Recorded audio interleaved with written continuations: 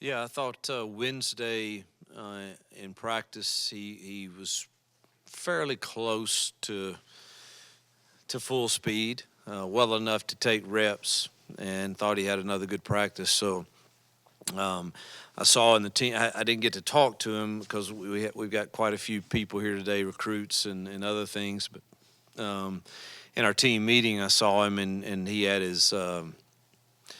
He had the therapy stuff on it right then, but didn't get to ask him. But he's going today, so he'll. I think he's okay. So far, right, Bill? You talked at the beginning of the spring about possibly doing spring game points, things like that. You still looking at doing that? Yeah, I'm glad you brought that up. I think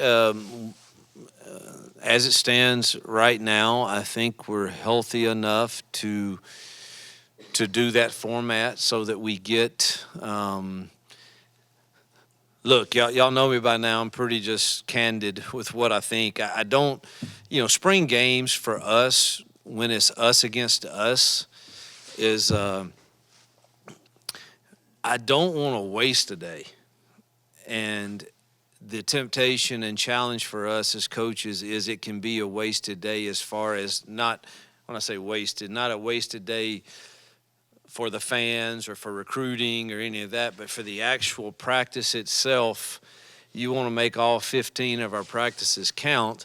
And that's a very difficult setting for us to really do what we want to do.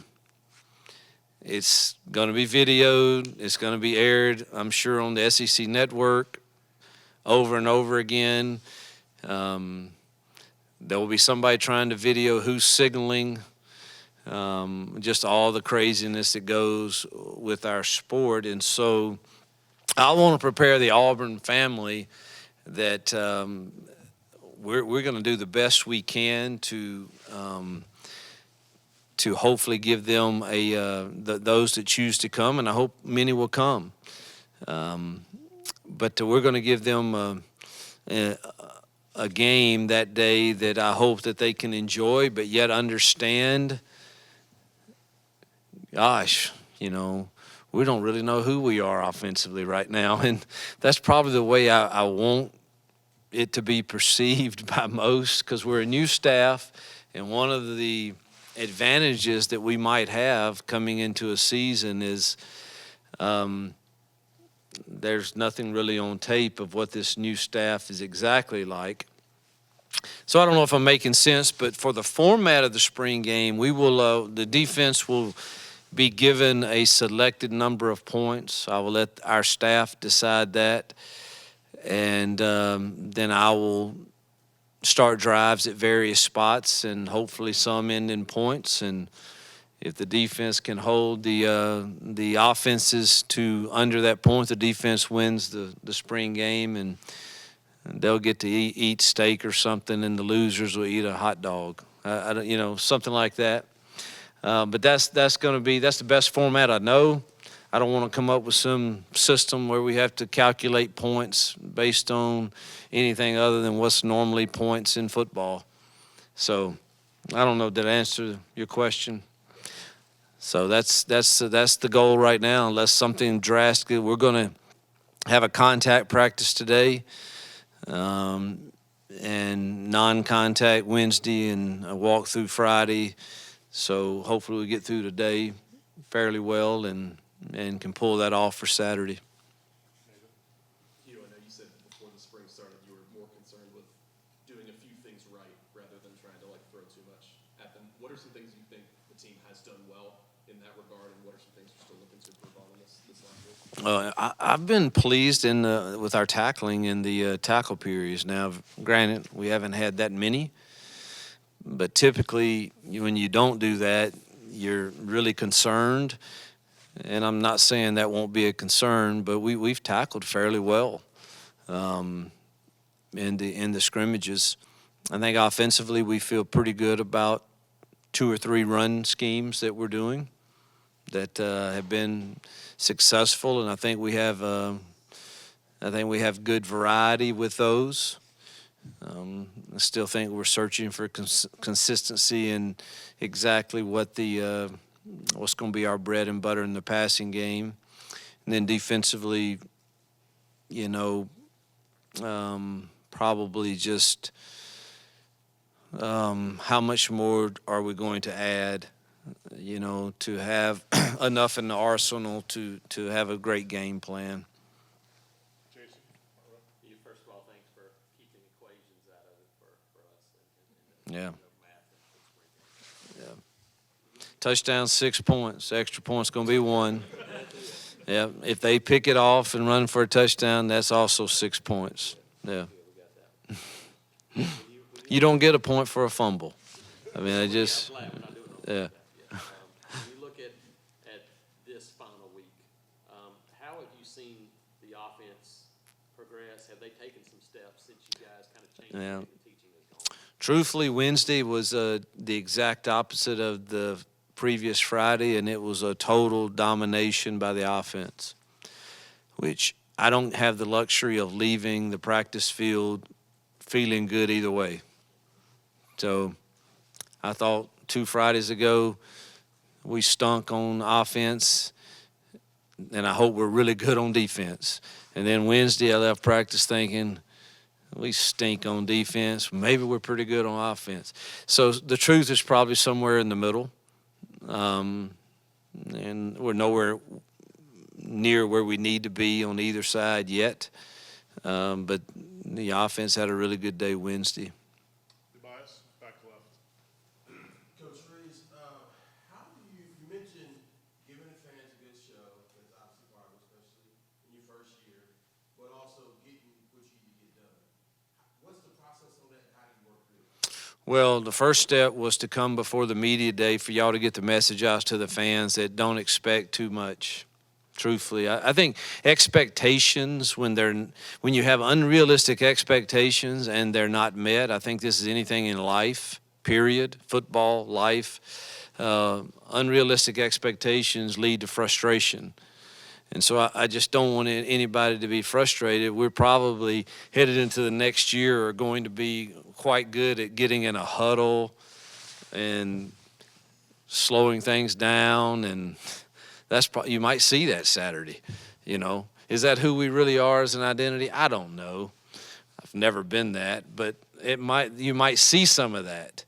All the coaches do it, and maybe I'm falling into that, but I really just don't want to show too much of what we think we might be really good at. And so that was truthfully just me being candid with them. I mean, they're going to see us hit, and they're going to see us tackle, and they're going to see people run the ball and people throw the ball. And will it be exactly the same that they see this fall? I sure hope not. I hope it's better and probably a little different. Go far right. You were talking about a couple weeks ago the inside linebackers and the progress they've made. What that group how much more have you kind of seen from them, especially with some new faces at that position? There's been some inconsistencies, but I want to say I believe in our schemes, offensively, the tight end room has the absolute most on their plate. It is the hardest job that our offense has. Defensively, the same is true with the linebackers. And so it's brand new. All the verbiage is new. Your installations are new. There's a lot on them. And some of the times it just takes reps, and that'll lead into fall camp. But I think, truthfully, I think when I look at the linebacker room, I think Eugene and Austin and Cam and Robert and Wesley and obviously, hopefully, Tolan can come along as a young kid too, and Powell, all those guys. But I really think that Eugene and Austin, Cam, Robert, and Wesley are solid players. Bill? Last week you talked about Holden standing out, having a good week. How did things go for him last week? Solid. I think he has a real chance to be a solid quarterback, but I think the other two, again, had good days also, better days. And so the interesting thing will be their response to the competition that's created and that has been created. that will continue to go on. And being the quarterback to me at an SEC school, at a place like Auburn, carries a lot of weight with it. And that weight doesn't end when spring practice 15 is over. And how does that go through summer? And what does that look like in the leadership of this team? And that will all play into ultimately who gets that first nod. And it's be interesting to see how all respond to that. Jason?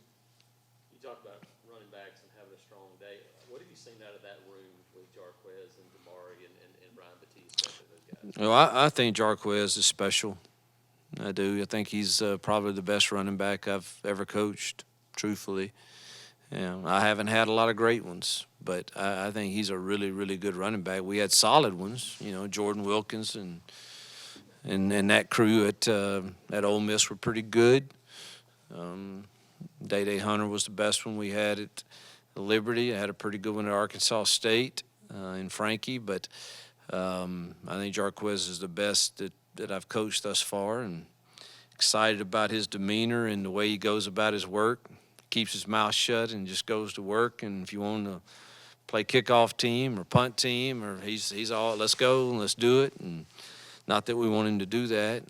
Really excited about Damari too, and I think Brian adds a different dimension to that group. So hopefully we can stay healthy there. We're gonna stay on the front row, 3 in a row. Coach, you clearly don't want to put anything on tape that can be evaluated by anybody who wants to be game planning against you. But what do you hope to get from A-Day, given what you said? Like, what makes A-Day a success? This will be some of the biggest games that you played in. Well, I'm going to cry again for the solution the solution is allow us to scrimmage somebody on A-Day, another team. And I think everybody would get out of it exactly what they want. And if everybody's doing that, then, and let's adopt a charity to give all the proceeds to. Let's take foster care in the state of Alabama or orphan care in the state of Alabama, and let's Alabama play Troy and we play UAB or vice versa or whoever, I don't care, or Alabama State or whoever, and people will come see that. And you're decreasing your injury possibilities by 50%. And coaches are smart enough to control, we're not going to hit each other's quarterbacks. We practice that way. And if you want to put a blue jersey or a different jersey on somebody that's don't take to the ground, we can do that. And I just think it would be great for the sport. I think it would be awesome. NFL gets to scrimmage against others. High schools get to scrimmage against each others. And I just, for the life of me, I don't understand why we haven't gotten to that point where we can pull that off and do something that would be helpful to some organization in each state. And if every state did this, man, we could make an impact on some people that need it. And that would be my idea. And until that happens, I think all of us are going to be very guarded. Number one, you don't want to get anybody hurt. And you know that everybody's probably videotaping your signalers and everything else that's going on. So you just it's just kind of an uncomfortable day. So what do I want to get out of it? I want our fans to be excited about the momentum that is being created here. Do we have still a ways to go? Yes. But that doesn't mean we can't be excited about where we are currently. And somehow I've got to try to figure out a way that I want all of those things to occur. And that's not easy. Brian? Yes, anybody catch your eye last week? Maybe a player that's really improved from practice 1 to say 12? Yes, Messiah Nasil Kite. I thought he improved probably the most from practice 1 to last week in the D-line as any. He was disruptive and plays the game extremely passionately and hard. He definitely caught my eye. Ken Lee has just continued to catch our eye and flash. I think he's got a chance. Gilbert at safety, I thought, made a lot of strides also. So those are kind of guys defensively that did. Offensively, I thought we improved at receiver. We caught the ball better. We were more consistent.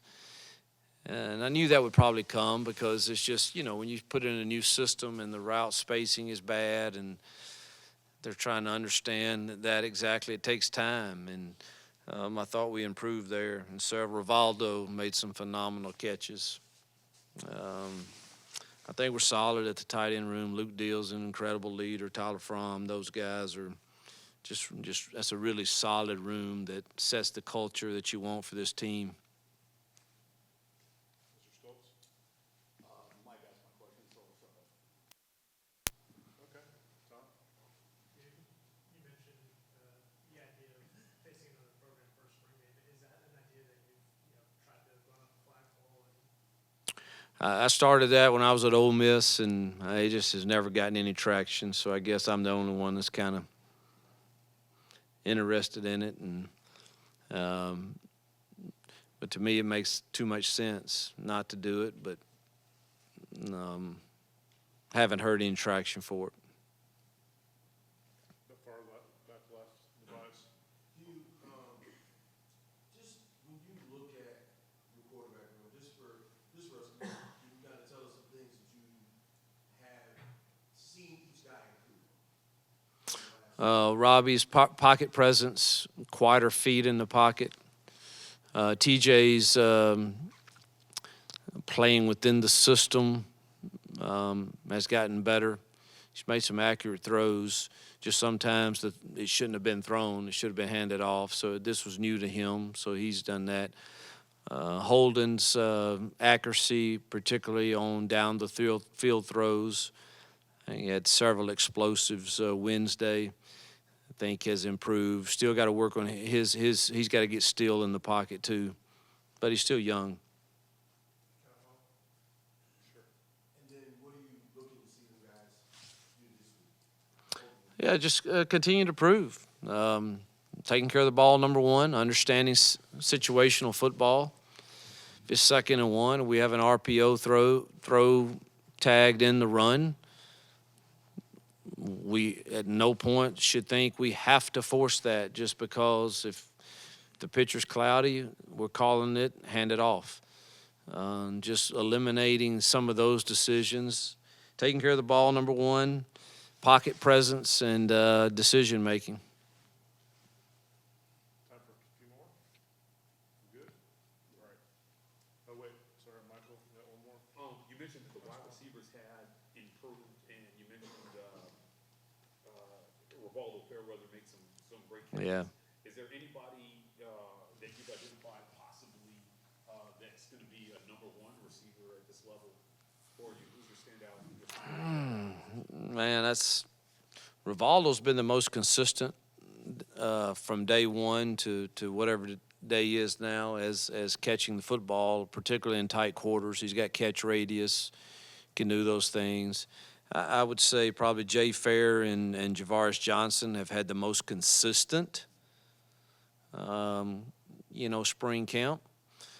Now, mind you, Camden's been out for a large portion of it with his ankle, as has Malcolm, with his clavicle.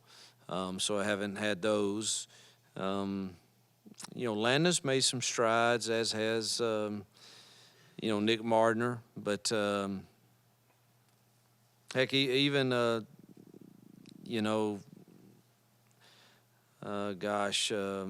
Dawson had 2 long explosive catches the other day. So I think all have improved some. It's just way too early. I mean, you're going to play in this system 8 receivers a game, and I don't really care who's first team, second.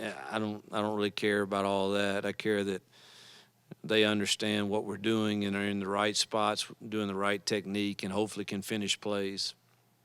All right, Coach. Thank you very much. Yep, thank y'all.